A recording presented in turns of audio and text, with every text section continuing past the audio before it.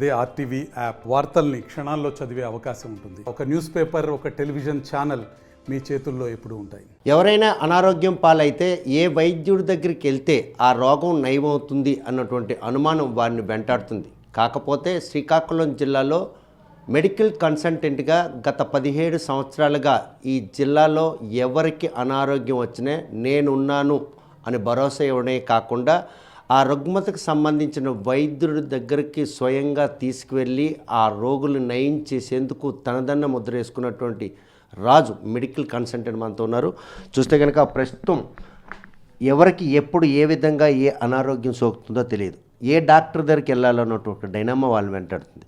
So వాళ్ళు రాజుని ఎత్తుక్కుంటూ ఎందుకు వస్తున్నారు?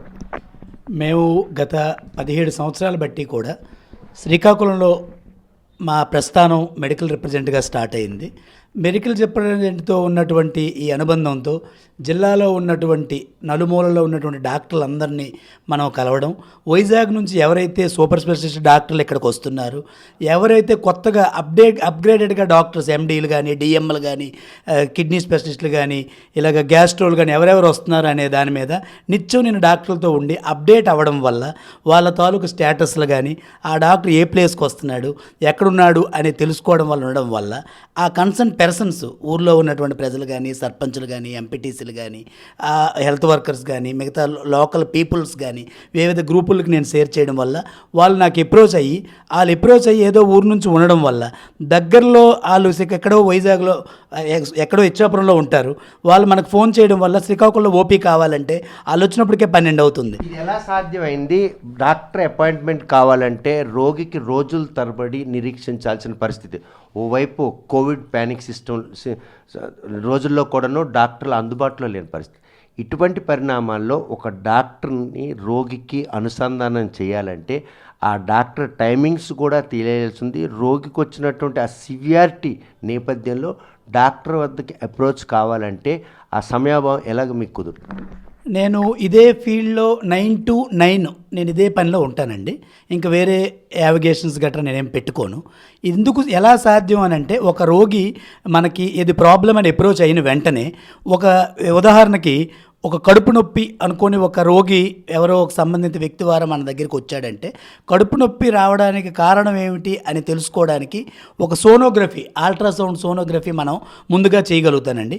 అది చేయడం వల్ల ఒక 4-5 రకాల ప్రాబ్లమ్స్ దాంట్లో నాకు బయటపడతాయండి. ఆ బయటపడిన తర్వాత ఒకవేళ స్టోన్ ఉందనుకోండి, వెంటనే సంబంధిత యూరాలజిస్ట్కి ఆ రిపోర్ట్ పెట్టి, సార్ ఇది ఆరోగ్యశ్రీ అవుతుందా, దీనికి ఎంత ఖర్చు అవుతుంది, దీని పరిస్థితి ఏంటని చెప్పడం జరుగుతుంది. వెంటనే ఆ యూరాలజిస్ట్కి అది నేను రిఫర్ చేస్తానండి. అదే కాకుండా అందులో ఒక అపెండిక్స్ అనేది ఒక ఫైండింగ్ అయింది అనుకోండి, ఆ అపెండిక్స్ ద్వారా ఒక జనరల్ సర్జన్కి అది పెడతానండి. ఆ జనరల్ సర్జన్కి అడుగుతాను, సార్ ఇది ఇలా ఏంటి పరిస్థితి ఏంటి అనేది. ఇలా చేసి ముందుగానే ఆ రోగికి రోగం అనేది నేను తెలుసుకోగలుగుతాను.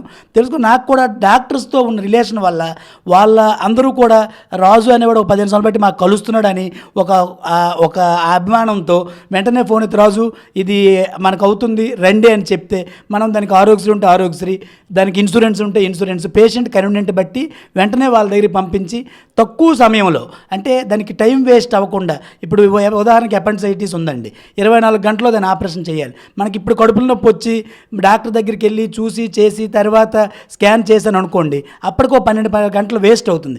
వెంటనే నేను స్కాన్ చేయించడం వల్ల అపెండిక్స్ అని నాకు తెలియడం వల్ల నాకు దాని మీద అవగాహన ఉంది కాబట్టి తెలిసిన వెంటనే ఆ సర్జన్కి చెప్పడం వల్ల. చేస్తున్న ఈ ప్రయత్నంలో ఇది సోషల్ మోటోగా భావించాలా, లేకపోతే విధి నిర్వహణలో భాగంగానే ఈ ప్రయత్నం మీకు చేతికి చిక్కింది అనుకో?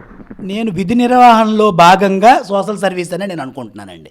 ఎందుకు అని అంటే, ఒక రోగి మనం ఆయనకి సలహా ఇచ్చి సూచన ఇచ్చి వాడు బాగైన తర్వాత మనకి సొంత ఫ్యామిలీ లాగా చూసుకొని, మనకు ఒక సొంతగా అన్నదమ్ముడిలాగా మా రాజు ఉన్నాడు వాళ్ళకి అని మళ్ళీ ఫోన్లు చేసి వాళ్ళ కుటుంబంలో అక్క బావ చెల్లి తమ్ముడు మామ అలాగా అందరినీ ఒక ఫ్యామిలీలాగా కలుపుకొని ఆ ఫ్యామిలీతో వాళ్ళతో వచ్చిన ఆనందం నాకు ఎక్కువ అయ్యి, ఇంకా ఎంతమందిని అయితే అంతమందికి నేను వీలైతే చెయ్యాలి, ఇది ఒక సోషల్ సర్వీస్గానే నేను ముందుకు తీసుకెళ్లాలనే ఒక భావనతో ఎంత వీలైతే అంత భగవంతుడు నాకు ఆశీర్వదిస్తే, డాక్టర్లు సహకరిస్తే నేను ఎంతవరకు అయితే అంతవరకు మంచి సలహాలు సూచనలు ఇచ్చి ముందుకు తీసుకెళ్తానని మీ ద్వారా 17 ఏళ్ళ జర్నీలో ఎంతమంది వైద్యులను చూసుంటారు, అదేవిధంగా ఎంతమంది రోగులకి సంబంధిత డాక్టర్లు కల్పించి ఆ రోగాలను నివారణ చేసిన వారి సంఖ్య ఎంతమంది ఉంటారు?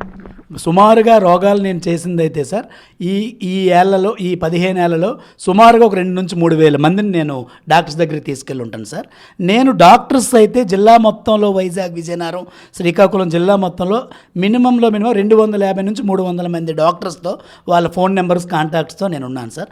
ఆ డాక్టర్కి ఏ క్షణంలోనైనా నా సలహాలకి సార్ ఇలా ఉంది సార్ ఒక రోగికి అని అంటే ఆ ఫోటోలు చూసి వాట్సాప్ చూసి నాకు వెంటనే రెస్పాండ్ అయ్యి రాజు ఈ పని నువ్వు చెయ్యి అని వాళ్ళు నాకు ఇచ్చే ఒక సహాయ సహకారం, వాళ్ళు నాకు ఇచ్చే సలహాల మీదే నాకు ఇదంతా సాధ్యపడింది తప్ప నా పరంగా ఇది సాధ్యపడలేదని మీకు తెలియజేస్తున్నాను. చూస్తే దీర్ఘకాలిక రోగాలకి, రుగ్మతలకు సంబంధించిన కన్సల్టెంట్ అనే లేకపోతే ఎమర్జెన్సీ సర్వీస్లో కూడా రాజుని అంటే ఆశ్రయిస్తే ఆపద నుండి గట్టెక్కిన వాళ్ళు కూడా లేకపోలేదు. తప్పకుండా ఉన్నారు సార్, చాలామంది ఉన్నారు సార్. మనకి ఎక్కడో వెంటనే ఒక ఈసీజీ వెంటనే డాక్టర్కి డైరెక్ట్గా వాళ్ళు అప్రోచ్ అవ్వలేరు కాబట్టి మాకు ఈసీజీ వెంటనే పెడతారు సార్. ఆ ఈసీజీలో ఏముందో ఏంటనేది వెంటనే నేను ఆ డాక్టర్కి పెట్టడం, రాజు ఇమీడియట్గా దానికి స్టంట్ వేయాలి, అది ఎంఐ స్ట్రోక్ అని చెప్పడం, వెంటనే ఆ డాక్టర్ వితిన్ టైంలో రావడం, వాళ్ళని అలాగా ప్రాణ అపాయ స్థితిలో నుంచి కూడా నేను ఆ రిపోర్ట్ని పెట్టి ఈ టైం టేకింగ్ వల్ల, ఈ టైం తక్కువ వల్ల అలా చేసిన కేసులు చాలా ఉన్నాయి సార్. అలా ఒక మెడికల్ రిప్రజెంట్ అంటే డాక్టర్కి చాలా చిన్న చూపు. అటువంటి మెడికల్ రిప్రజెంట్ నుండి ఈరోజు మెడికల్ కన్సల్టెంట్గా ఈ ప్రస్థానంలో వైద్యుల వద్ద ఎక్కడైనా కూడాను ఒక అవమానం కానీ లేకపోతే ఒక నిరీక్షించడం కానీ వారి నుండి ఎటువంటి మీరేమైనా ప్రాబ్లం ఫేస్ చేసి దాన్ని స్పోర్టివ్గా తీసుకొని ఈ రంగంలో ఇంతలా అందరినీ ఆకర్షితులయ్యారా? ముందుగా సార్ మంచి ప్రశ్న అడిగారు. ఇక్కడ శ్రీకాకుళంలో దేవుడు దయ వల్ల సార్ నేను వాళ్ళతో ఉండే రిలేషన్స్ వల్ల వాళ్ళకి అన్ని పనులకి వాళ్ళకి చేదోడు వాదోడుగా వాళ్ళ నోట్లో రాజు అనేవాడు ఒక నాలుకలా ఉండటం వల్ల నాకైతే ఏ డాక్టర్ దగ్గర అలాంటి పరిస్థితి ఎదురవ్వలేదు సార్. ఇక్కడ డాక్టర్లు అనేవాళ్ళు రాజు అనేవాడు పెట్టిన ఒక వాట్సాప్ మెసేజ్కి రెస్పాండ్ అవ్వడం వల్లే నేను పదే మీకు చెప్పేది, ఆ డాక్టర్స్ ఇక్కడున్న డాక్టర్స్ నాకు దేవుడితో సమానం. ఆ డాక్టర్స్ రెస్పాండ్ అవ్వడం వల్లే ఈ ప్రజలకు నేను ఇమీడియట్గా నేను ఒక వాట్సాప్ మెసేజ్ని ఒక వైజాగ్, హైదరాబాద్లో పెట్టినోడిని కూడా నాకు ఈ డాక్టర్స్ వల్ల ఇది సాధ్యమైంది తప్ప ఏ డాక్టర్ దగ్గర నాకు అవమానం కానీ ఎటువంటిది అయితే అవమానం ఇది ఎదురు అవ్వదు సార్. ఎందుకంటే డాక్టర్స్ అందరూ ఫ్రెండ్లీగా వాళ్ళు మంచిగా మమ్మల్ని రిసీవ్ చేసుకొని వాళ్ళే సేవా దృక్పథంతో ఆ పేషెంట్ హిస్టరీ చెప్పడం వెంటనే వాడు పేదవాడైతే ఓపీ కూడా ఆ డాక్టర్స్ చాలామంది తీసుకోకుండా దాన్ని ఆరోగ్యశ్రీలో ఒక కన్వర్ట్ చేసి వెంటనే వాళ్ళు జాయిన్ చేసిన పరిస్థితులు కూడా నాకు ఎదురయ్యి దానివల్లే నాకు పేరు వచ్చింది తప్ప నా పరంగా నాకు కాదు సార్. అది ఆ పేరు రావడానికి కారణం అయితే నా డాక్టర్సే సార్, శ్రీకాకుళంలో ఉండే నా డాక్టర్స్. నేనైతే వాళ్ళకి రుణపడి ఉంటాను. మీ ఆర్టీవీ ద్వారా వాళ్ళకి నా యొక్క ధన్యవాదాలు, కృతజ్ఞతలు కూడా తెలియజేసుకుంటాను. డాక్టర్లు అంటే అనునిత్యం పేషెంట్లు తనిఖీల్లో భాగంగా సర్జికల్ ఉంటారు, చాలా బిజీగా ఉంటారు. ఈ బిజీని కూడా వాళ్ళు పక్కన పెట్టి మీరిచ్చే మెసేజు ఆ పేషెంట్ తాలూకు సీరియస్ని అంతలా అందిపుచ్చుకోవడానికి మీతో వాళ్ళకు ఉన్నటువంటి ఒక సత్సంబంధాలు ఈ సక్సెస్కి డెస్టినీగా చెప్పండి. డెఫినెట్గా సత్సంబంధాలే సార్.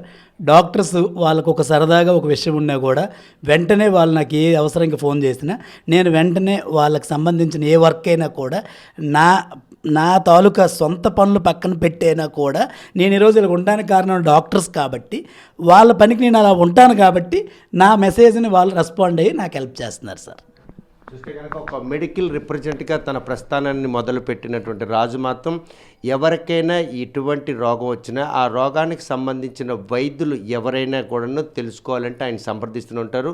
తన 17 ఏళ్ళ ప్రస్థానంలో ఈ ఉత్తరాంధ్రలో ఉన్నటువంటి కార్పొరేట్ హాస్పిటల్లే కాకుండా ఇండివిజువల్ హాస్పిటల్ వైద్యులతో ఉన్నటువంటి సత్సంబంధాలు రోగులకి ఆ రుగ్మత నయం కావడానికి మాత్రం దోహదపడింది. ఇది కేవలం సేవా నిరతిలో భాగంగానే తాను చేసినటువంటి ప్రయత్నం తను ఈరోజు సక్సెస్గా తీర్చిదిద్దని చెప్తున్నారు. మరోవైపు ఈ సేవల్లో తనకు వచ్చినటువంటి సంతృప్తి, ఎవరైతే రోగి తన వద్దకు వచ్చి వైద్యుని సూచించిన తర్వాత ఆ రుగ్మత తగ్గితే వాళ్ళు ఇంట్లో కుటుంబ సభ్యులుగా తను చూడడం మాత్రం ఇది పూర్వజన్మ సుకృతంగా రాజు భావిస్తున్నారు.